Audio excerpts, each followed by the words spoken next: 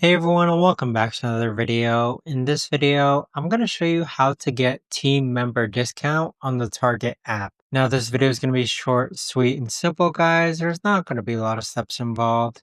Now, in order to get your team member discount on the Target app, all you got to do is log on. Next, click on My Target on the bottom right hand corner. Now, from here, scroll all the way down and then click on Profile, View and Manage your personal details. So we have some butter information here, but on the top hand side, you're going to be able to see team member discount.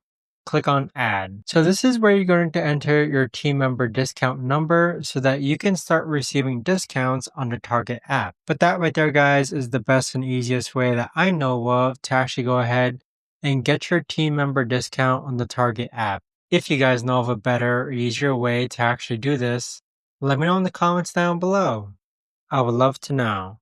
Thanks so much for watching everyone, and I'll see you guys all in the next video.